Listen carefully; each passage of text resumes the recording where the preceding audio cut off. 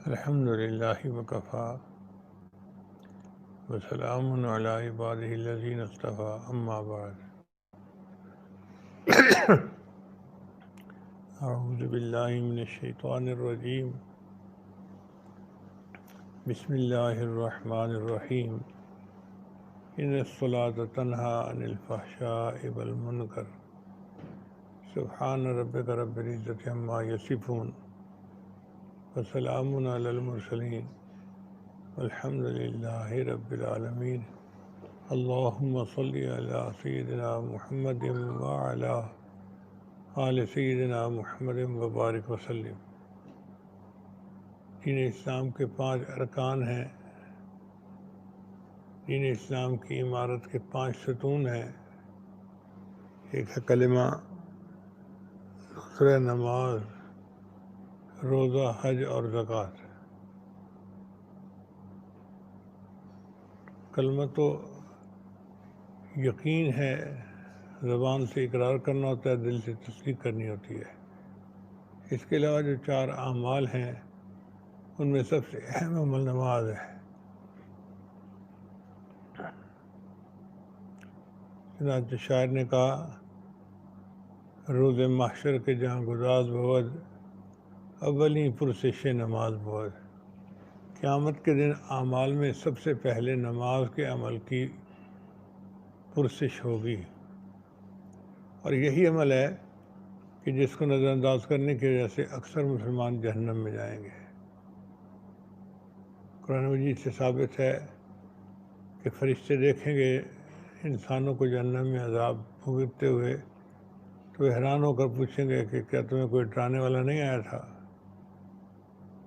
تو جہنمی آگے سے جواب دیں گے، قالوا لم نک من المصلین، کہ وما سلککم فی سقر، اس جہنم میں تجھے کن چیز نے ڈالا؟ تو وہ کہیں گے کہ ہم بے نمازی تھے۔ یعنی بے نمازی ہونا ایک بڑی وجہ ہے جہنم میں جانے کی۔ چنانچہ نبی صاحب نے فرمایا کہ اسلام اور کفر میں نماز کا فرق ہے۔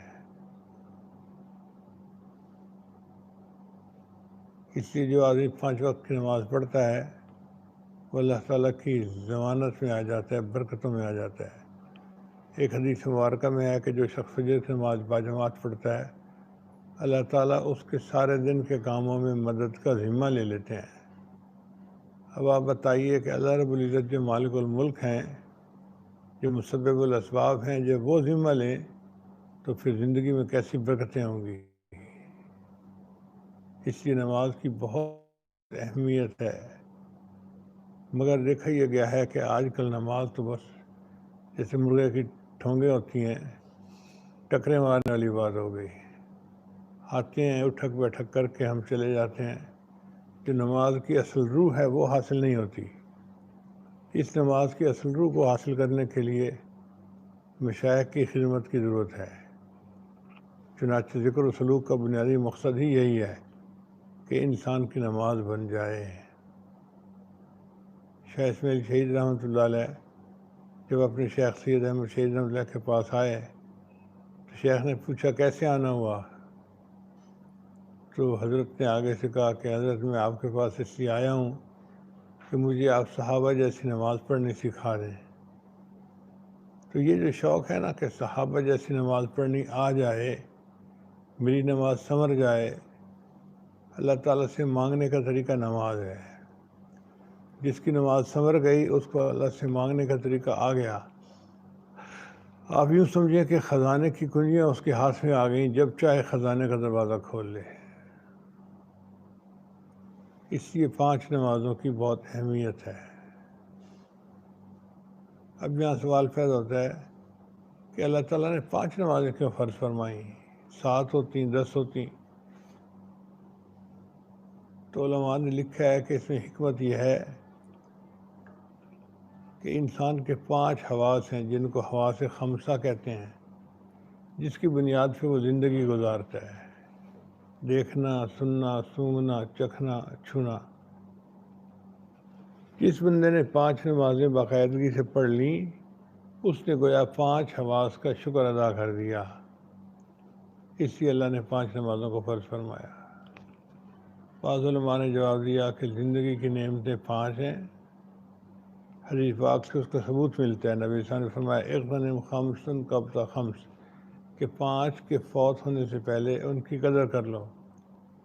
ان 5 نعمتوں کی قدر کرنے والا وہ شخص ہوگا جو 5 نمازیں باقاعدگی سے ادا کرتا ہے۔ بعض علماء نے جواب دیا کہ زندگی میں 5 امتحانات ہیں، آزمائشیں ہیں جن سے انسان کو گزرنا پڑے گا۔ نمبر 1 ایک سکرات موت، نمبر 2 قبر، نمبر 3 حشر قیامت کے دن اللہ کے سامنے پیش ہونا، نمبر 4 میزان، اور نمبر 5 پل صراط سے گزرنا۔ جو بندہ 5 نمازیں باقاعدگی سے پڑھے گا وہ گویا ان 5 آزمائشوں کے وقت میں آسانی کے ساتھ پار ہو جائے گا۔ اس لیے اللہ تعالیٰ نے 5 نمازوں کو فرض فرمایا۔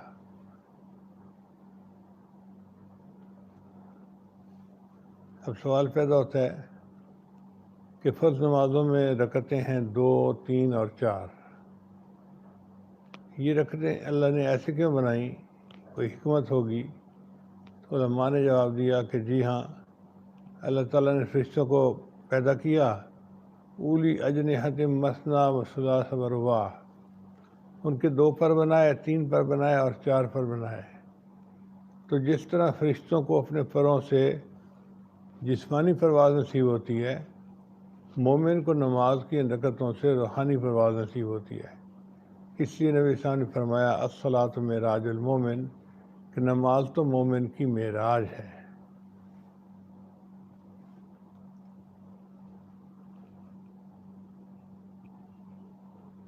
پہلی امتوں کو 4 تک نمازیں دی گئی تھیں مغرب تک کے وقت کی۔ عشاء کی نماز صرف امت محمدیہ کو دی گئی، اور نبی علیہ السلام کو معراج بھی عشاء کے بعد ہوا تھا۔ اس لیے عشاء کی نماز پڑھنے سے ایمان والے کو روحانی معراج نصیب ہو جاتا ہے۔ اس نماز میں ہمارے روحانی فائدے تو ہیں ہی صحیح، جسمانی فائدے بھی ہیں۔ چنانچہ اگر کوئی سوال پوچھے کہ نماز میں جسمانی فائدے کیا ہیں، تو علماء نے لکھا کہ انسان کی زندگی کی ترتیب ایسی ہے کہ فجر کے وقت اس کی شوگر لو پہ ہوتی ہے۔ اب جب شوگر لو پہ ہے تو اس کو زیادہ ایکسرسائز کرنے کی ضرورت نہیں ہے اپنی کیلریز کو برن کرنے کے لیے۔ اس لیے فجر کی نماز بڑی مختصر سی، 2 رکعت سنت، 2 رکعت فرض۔ لمبی پڑھنا ایک الگ چیز ہے، مگر اٹھک بیٹھک زیادہ تو نہیں ہے نا، مختصر رکھی اللہ نے کہ 2 رکعت سنت پڑھ لو اور 2 رکعت فرض پڑھ لو، تمہاری فجر کی نماز ہو جائے گی۔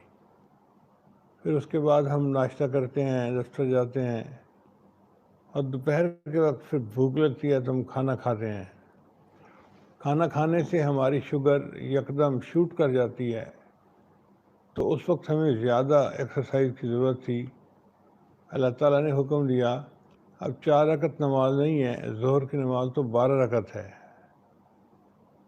تاکہ زیادہ ایکسرسائز ہو اور شوگر لیول نارمل ہو جائے۔ خیر 12 رکعت پڑھ کے ہم نے نماز پوری کر لی۔ پھر اس کے بعد عصر کی نماز بھی مختصر پڑھی۔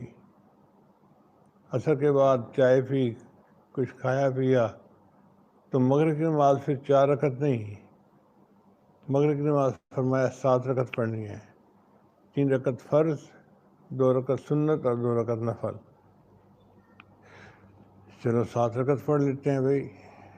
پھر مغرب کے بعد ہمارے رات کے سونے کا معمول تھا، تو ہم نے عشاء کا کھانا خوب کھایا اور شوگر یکدم پھر ہائی چلی گئی۔ اللہ نے فرمایا میرے بندے اب تمہیں پھر ایکسرسائز زیادہ کرنی پڑے گی تاکہ تمہاری شوگر کمپنسیٹ ہو جائے۔ یا اللہ ظہر کے وقت تو میں نے 12 رکعتیں پڑھی تھیں، اب 12 پڑھ لوں؟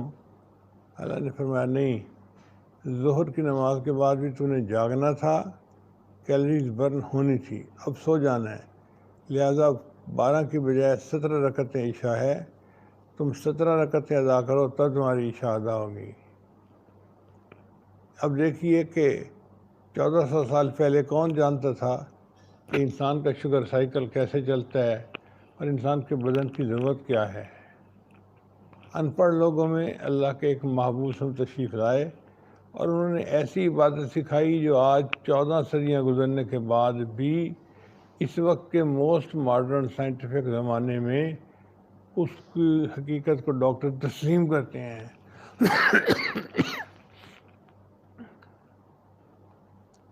مزید دیکھیے، رمضان شریف میں ہم سارا دن روزہ رکھتے ہیں، کچھ کھاتے پیتے نہیں ہیں۔ پھر جب افطاری کا وقت آتا ہے تو اس وقت ہم اپنے آپ میں نہیں ہوتے، 2 گلاس روح افزا کے پیے، بادام کے شربت کے پیے، سموسے کھائے، پکوڑے کھائے اور خوب ٹکا کے ہم نے کھایا کہ شوگر جو تھی وہ اسکائی ہائی آسمانوں پہ چلی گئی۔ یا اللہ 17 رکعتیں عشاء پڑھ لیں کام چل جائے گا۔ اللہ فرماتے ہیں نہیں، شوگر کا تو برا حال ہوا ہے، اب تمہیں عشاء کی نماز بھی پڑھنی پڑے گی اور 20 رکعت تمہیں تراویح کی نماز بھی پڑھنی پڑے گی تاکہ ایکسٹرا ایکسرسائز سے تمہاری شوگر کمپنسیٹ ہو جائے۔ ایک آدمی سفر میں نکلتا ہے، وہ کہتا ہے یا اللہ میں تو سفر میں ہوں، ہر وقت حالت حرکت میں ہوں، تو مجھے زیادہ نماز پڑھنے کی کیا ضرورت ہے؟ اللہ فرماتے ہیں ہاں ٹھیک ہے، ہم تمہیں ڈسکاؤنٹ دے دیتے ہیں، تمہیں جماعت معاف اور نماز ہاف۔ چنانچہ اللہ نے سب نمازوں کے فرض جو تھے وہ آدھے کر دیے، اس لیے کہ اس کے سفر کی وجہ سے اس کی شوگر تو پہلے ہی کمپنسیٹ ہو رہی تھی۔ تو دیکھیں جس انداز سے دیکھیں یوں لگتا ہے کہ اللہ رب العزت نے ہم پر احسان فرمایا کہ اللہ نے ہمیں نماز پڑھنے کا حکم فرمایا، اب ہم اس نماز سے فائدہ اٹھائیں اور اللہ تعالیٰ سے اس کی برکتیں حاصل کریں۔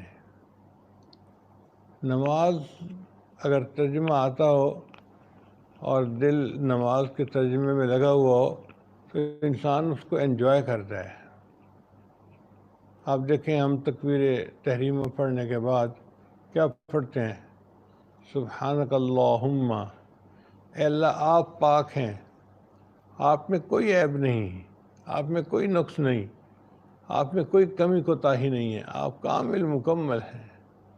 سبحانک اللہم وبحمدک، اور اے اللہ ساری کی ساری تعریفیں آپ ہی کے لیے ہیں۔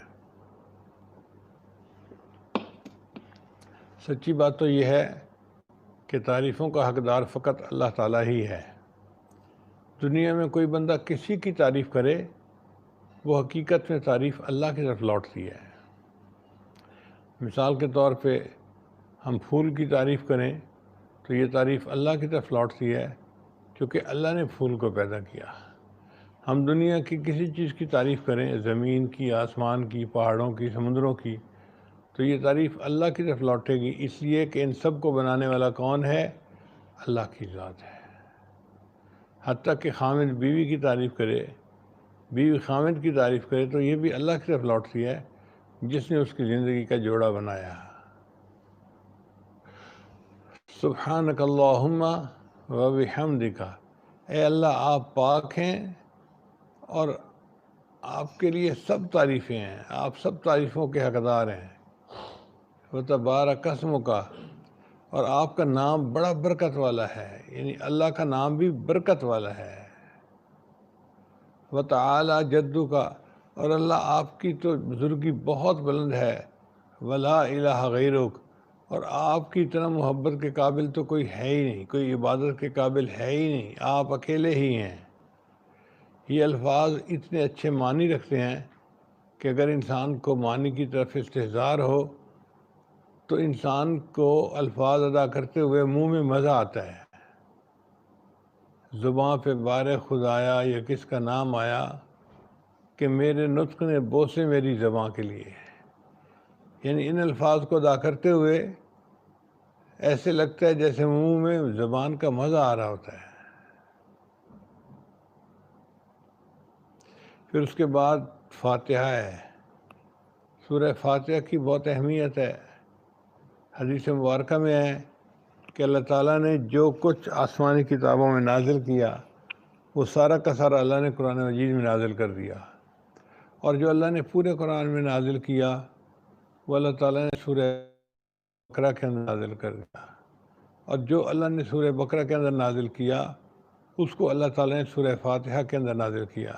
اس لیے سورہ فاتحہ کو فاتحۃ الکتاب کہتے ہیں، یعنی کتاب کا اوپننگ چیپٹر۔ اور اس کی اتنی اہمیت ہے کہ نبی علیہ السلام نے فرمایا لا صلاۃ الا بفاتحۃ الکتاب، کہ فاتحۃ الکتاب کے بغیر نماز ہوتی نہیں ہے۔ آپ اندازہ لگائیے کتنی اہمیت ہوگی۔ چنانچہ مقتدی ہے تو امام پڑھتا ہے، یہ پیچھے سنتا ہے، اور اگر اکیلا پڑھ رہا ہے تو یہ خود پڑھتا ہے۔ فاتحہ کو ہر رکعت میں پڑھنا ضروری ہے۔ اب ذرا سورہ فاتحہ کے معنی کی طرف غور کریں، جو پوری آسمانی کتابوں کا لب لباب ہے۔ اس میں پہلے ہیں 3 آیتیں، الحمدللہ رب العالمین، الرحمن الرحیم، مالک یوم الدین۔ الحمدللہ رب العالمین، سب تعریفیں اللہ کے لیے ہیں جو جہانوں کا پروردگار ہے۔ الرحمن الرحیم، وہ رحمان بھی ہے رحیم بھی ہے۔ مالک یوم الدین، قیامت کے دن کا مالک ہے۔ یہ آیتیں 3 بن رہی ہیں، لیکن ان میں تینوں میں ایک ہی مضمون ہے، اور وہ ہے اللہ کی حمد۔ چنانچہ حدیث پاک اتنا بڑا گناہ ہے تو توحید ضروری ہے، اور توحید کے لیے یہ الفاظ لائے گئے، ایاک نعبد، آپ ہی کی ہم عبادت کرتے ہیں، و ایاک نستعین، اور آپ ہی سے ہم مدد مانگتے ہیں۔ اس کی مثال یوں سمجھیں کہ جیسے خاوند اپنی بیوی کے معاملے میں بڑا غیور ہوتا ہے، وہ نہیں چاہتا کہ میری بیوی غیر کی طرف آنکھ اٹھا کر دیکھے۔ چنانچہ اگر بیوی اس کو آ کر کہے میں آپ کی بھی بیوی ہوں، تو وہ خوش نہیں ہوگا بلکہ ناراض ہوگا، اس کو اپنے سے دور کر دے گا کہ تیرے دل میں تو غیر بسا ہوا ہے۔ اس کو نقطہ گوارا نہیں، وہ کہے گا نہیں، یوں کو میں آپ ہی کی بیوی ہوں۔ دیکھو ایک نقطے سے کتنا فرق پڑ گیا۔ اسی طرح انسان اللہ کو آ کر کہے کہ یا اللہ میں آپ کی بھی عبادت کرتا ہوں، تو یہ شرک کا نقطہ ہے۔ اللہ کہتے ہیں نہیں میرے بندے، یوں کہو آپ ہی کی عبادت کرتا ہوں، وَإِيَّاكَ نَسْتَعِينُ، اور آپ ہی سے مدد مانگتا ہوں۔ چنانچہ آپ دیکھیے کہ تمام آسمانی کتابوں کا نچوڑ یہ مدعا ہے، اے اللہ ہم آپ ہی کی عبادت کرتے ہیں اور آپ ہی سے ہم مدد مانگتے ہیں۔ پھر جب مدعا بیان ہو گیا تو اس کے بعد دعا سکھائی شریعت نے۔ تو سورہ فاتحہ کے 3 حصے ہوئے۔ پہلی 3 آیتیں اللہ تعالیٰ کی حمد ہوئی، پھر ایک آیت میں مدعا بیان کیا گیا، اور پھر بعد کی 3 آیتوں میں دعا بیان کی گئی۔ دعا کیا ہے؟ اہدنا الصراط المستقیم، اے اللہ میں سیدھے راستے کی رہنمائی فرما دے۔ صراط الذین انعمت علیہم، ان لوگوں کا راستہ جن کے اوپر آپ نے انعام کیا، جو آپ کے انعام یافتہ بندے ہیں، ان کا راستہ میں دکھا دے۔ غیر المغضوب علیہم ولا الضالین، اور اے اللہ جن پر آپ کا غضب ہوا یا جو گمراہ ہو گئے ان کے راستے سے ہمیں بچا دینا۔ تو یہ دعا مانگ کے فاتحہ کا اختتام ہوا۔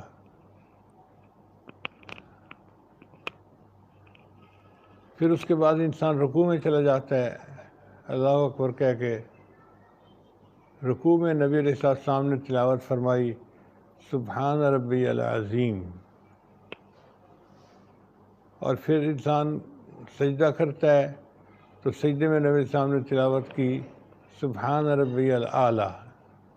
اصل میں نبی علیہ السلام کو اللہ نے حکم فرمایا تھا فسبح بسم ربک العظیم، تو نبی علیہ السلام پر لازم تھا کہ اس حکم کی تعمیل فرمائیں۔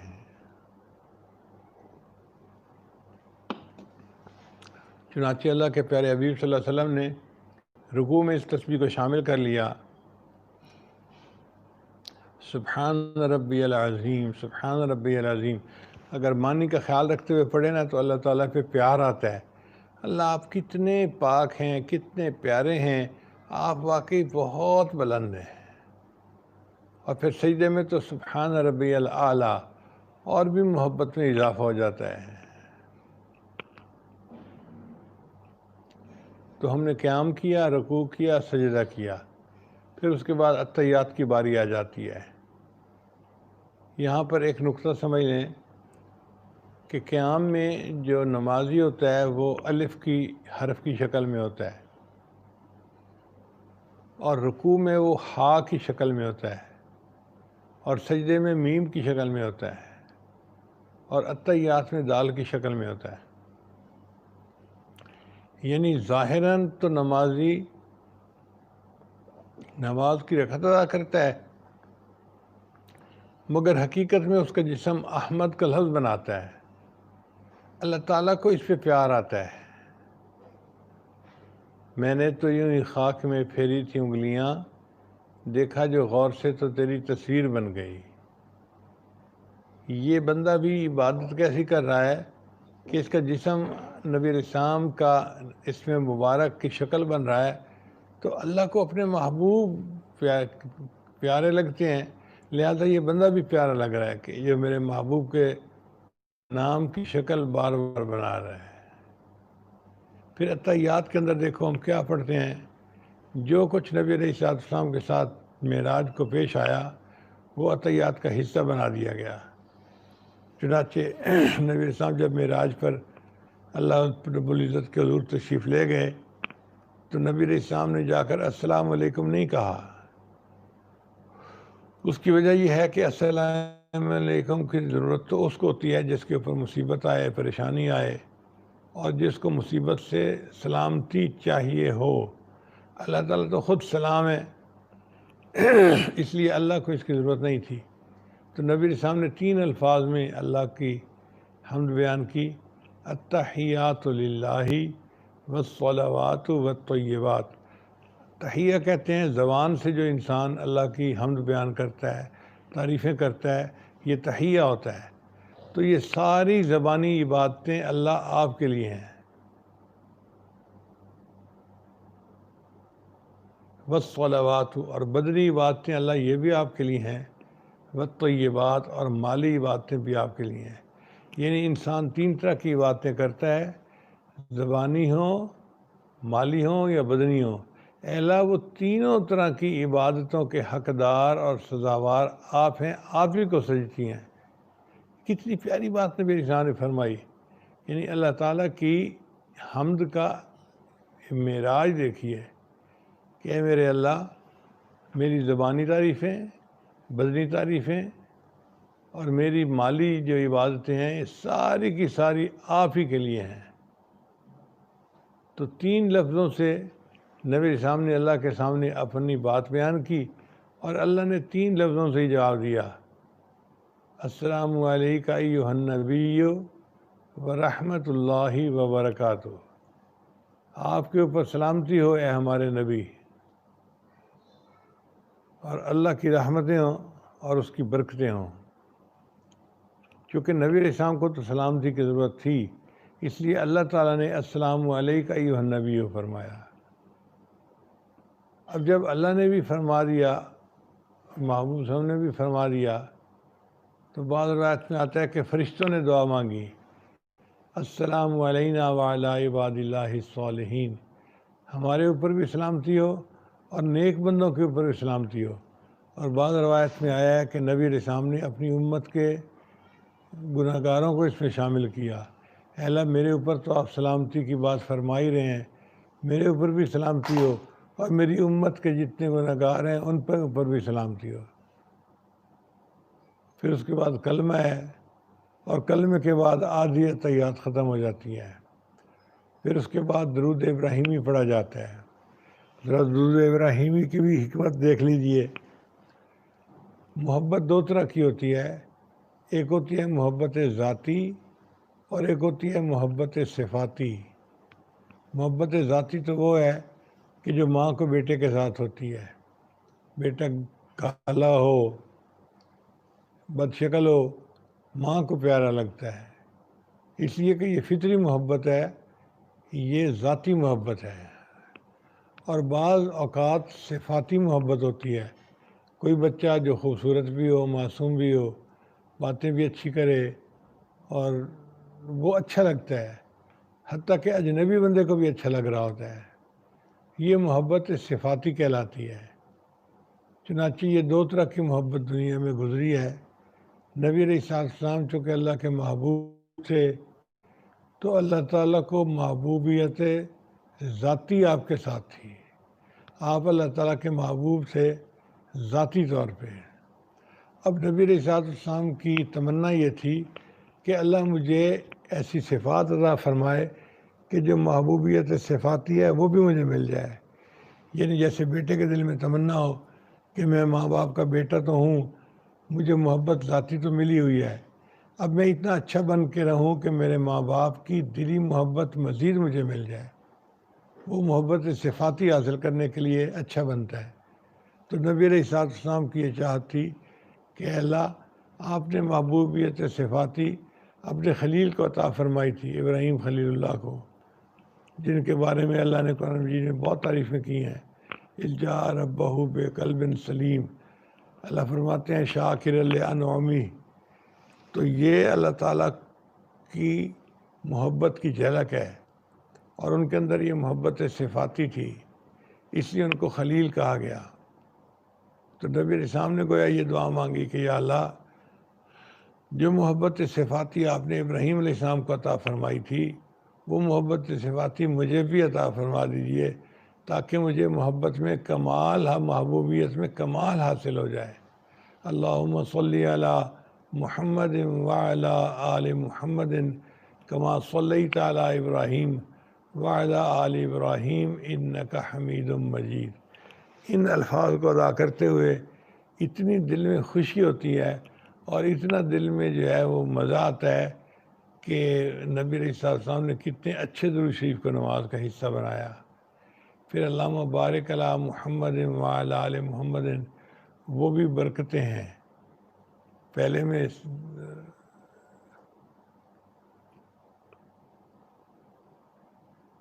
پہلے درود میں صلی رحمتیں مانگی گئیں اور دوسرے درود میں برکتیں مانگی گئیں۔ پھر اس کے بعد آخری دعا ہے، بہت سارے لوگ یہ دعا پڑھتے ہیں رب اجعلنی مقیم الصلاۃ ومن ذریتی۔ آپ ذرا غور کریں کتنی پیاری دعا ہے۔ اے اللہ مجھے نماز کا پابند بنا دے اور میری اولاد کو بھی۔ ربنا وتقبل دعا، اللہ میری دعا کو قبول فرما لے۔ ربنا اغفر لی، اللہ میری بھی مغفرت فرما دے۔ ولوالدیہ، اور میرے والدین کی بھی مغفرت فرما دے۔ وللمؤمنین، اور جتنے ان ایمان والے ہیں دنیا میں سب کی مغفرت فرما دے۔ یوم یقوم الحساب، جس دن کے حساب ہونا ہے۔ اس کا مطلب یہ ہے کہ مومن جب نماز پڑھتا ہے تو اس کی دعا کی وجہ سے پوری دنیا کے ایمان والوں کو اجر ملتا ہے۔ سبحان اللہ، کلمہ پڑھنے کی برکت سے ہم اپنے گھر میں بیٹھے ہیں، لیکن کوئی کہیں بھی نماز پڑھ رہا ہے، اس کی نماز کے وجہ سے ہمیں بھی اللہ تعالیٰ اجر عطا فرما رہے ہیں۔ یہ نماز کتنی عظیم ہے۔ اس کے بعد پھر سلام پھیر کے نماز سے نکل آتے ہیں، السلام علیکم ورحمۃ اللہ اور السلام علیکم ورحمۃ اللہ۔ اب آپ یہ ظاہری ترجمہ تو معلوم کر لیا، جب نماز میں کھڑے ہوں تو ذہن کو اللہ ہی کی طرف متوجہ رکھا کریں، دنیا کے خیالات سے دل نکال لیں اور اللہ کی طرف توجہ جما لیں۔ آج ہماری نمازوں میں جو کوتاہی ہے اس کی بنیادی وجہ یہ ہے کہ ہم کھڑے نماز پڑھ رہے ہوتے ہیں اور دل دماغ کہیں اور پہنچا ہوتا ہے، کبھی دکان میں ہوتا ہے اور کبھی مکان میں ہوتا ہے اور کبھی کچھ بازار میں ہوتا ہے۔ تو ظاہری طور پر بھی نماز کی طرف متوجہ رہیں، اس کے معنی کا خیال رکھیں، اور باطنی طور پر بھی اس کے معنی کے مطابق اپنی کیفیت کو بنائیں۔ پھر دیکھیں نماز میں کیا مزہ آتا ہے۔ جس طرح انسان کو آئس کریم کھانے کا مزہ آتا ہے، اسی طرح نماز پڑھنے کا روحانی مزہ آتا ہے۔ اب ایک بچہ نابالغ ہو تو بلوغ کی لذتوں کو کیا جانے ہیں، ہم روحانی طور پر نابالغ ہوتے ہیں، ہمیں نماز کی لذتوں کا پتہ بھی نہیں چلتا۔ اللہ کرے کہ آج کے بعد اللہ تعالی ہمیں بھی نماز کی جو اصلیت ہے وہ عطا فرمائے۔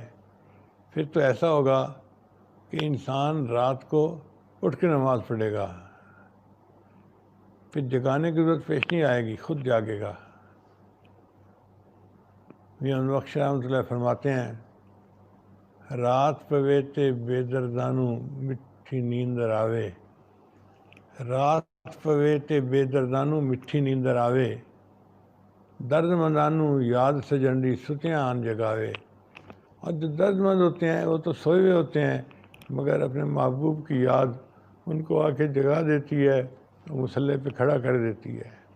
اللہ تعالی ہمیں بھی تہجد کی پابندی عطا فرمائے، اور اس وقت جو برکتیں نازل ہوتی ہیں اللہ ان میں سے ہمیں وافر حصہ عطا فرمائے، اور ہمارے جتنے سالکین ہیں اللہ ہر سالک کو اللہ نماز کی یہ برکتیں عطا فرمائے۔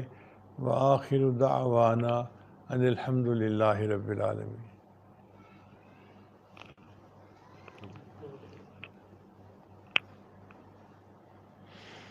مراقبہ سے پہلے ہم توبہ کے کلمات پڑھیں گے۔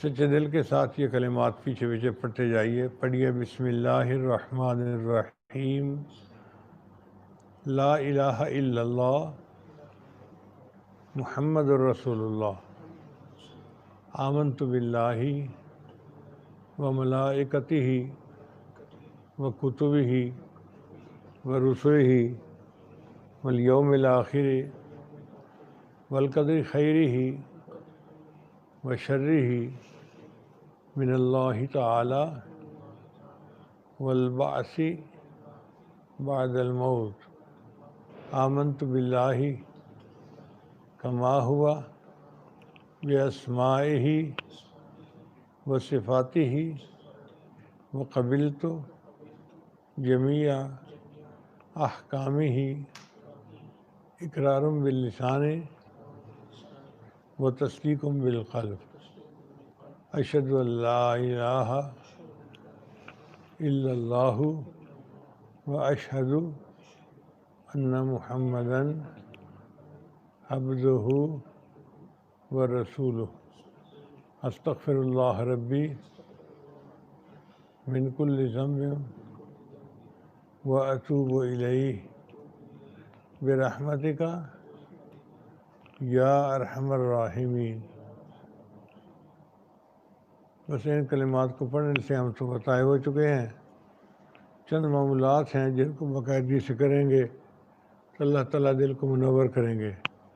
ان میں پہلا عمل ہے 100 مرتبہ استغفار صبح شام پڑھنا، دوسرا عمل ہے 100 مرتبہ درود شریف صبح شام پڑھنا، تیسرا عمل ہے ایک پارہ قرآن مجید کی تلاوت روزانہ کرنا، چوتھا عمل ہے چلتے پھرتے ہر وقت دل میں اللہ کو یاد کرنا، اور پانچواں عمل ہے 15-20 منٹ صبح 15 منٹ شام مراقبہ کرنا۔ مراقبے کا طریقہ بہت آسان ہے۔ نماز پڑھ کے جب فارغ ہوں تو اپنی آنکھیں بند کر کے اللہ سے لو لگا کے بیٹھ جائیں۔ اللہ کی رحمت آ رہی ہے، میرے دل میں سما رہی ہے، میرے دل کی ظلمت اور سیاہی دور ہو رہی ہے، اور میرا دل اللہ اللہ اللہ اللہ کہہ رہا ہے۔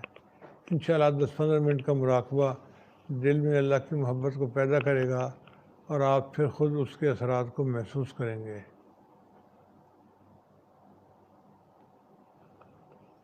تھوڑی دیر کے لیے مراقبہ کر لیجیے، آنکھوں کو بند کر لیجیے، سر کو جھکا لیجیے، دنیا جو کچھ دنیا میں ہے اسے ہٹ کر کے اللہ کی یاد میں ڈوب جائیے۔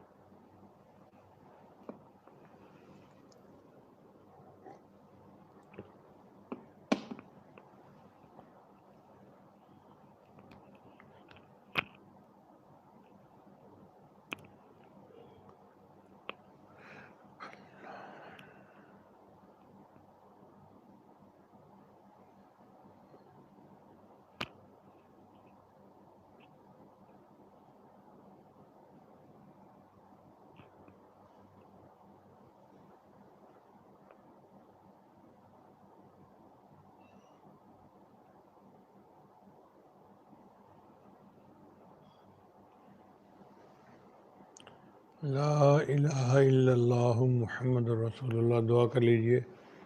سبحان ربی العلی بہاب اللہم صلی علی سیدنا محمد وعلی آل سیدنا محمد وبارک وسلم.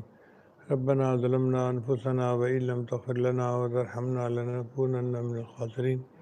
اے مالک، ہم آپ کے عاجز مسکین بندے ہیں، ہمارے گناہوں کو معاف فرما، خطاؤں سے درگزر فرما، ہمارے عیبوں کی پردہ پوشی فرما. اللہ ہماری نگاہوں کو پاک فرما، دلوں کو صاف فرما، سینوں کو اپنی محبت سے لبریز فرما، اپنے عشق کی آتش ہمارے سینوں میں پیدا فرما، ہمارے انگ انگ سے اپنے ذکر کو جاری فرما، روئے روئے سے اپنے ذکر کو جاری فرما، ہڈی ہڈی بوٹی بوٹی میں اپنی محبت پیدا فرما. اے اللہ، ہمیں اپنے ذاکرین بندوں میں شامل فرما، متقین بندوں میں شامل فرما. ہماری ان دعاؤں کو اپنی رحمت سے قبول فرما. جتنے حاضرین مجلس ہیں سب کے دلوں کی نیک مرادیں پوری فرما. ربنا لا تزغ قلوبنا بعد إذ هديتنا وهب لنا من لدنك رحمة إنك أنت الوهاب. صلی اللہ تعالیٰ علی حبیب. اے اللہ، اس اجتماع کو قبولیت عامہ تامہ نصیب فرما. حضرت قاری صاحب نے جس شوق محبت کے ساتھ، محنت کے ساتھ یہ اجتماع منعقد کیا ہے، اس کے بدلے اللہ ان کو اپنی رضا نصیب فرما. ان کی اولادوں کو ان کی آنکھوں کی ٹھنڈک بنا. اے اللہ، ہماری ان دعاؤں کو اپنی رحمت سے قبول فرما. صلی اللہ تعالیٰ علی حبیبی سیدنا محمد وآلہ وأصحابہ اجمعین برحمتک یا ارحم الراحمین.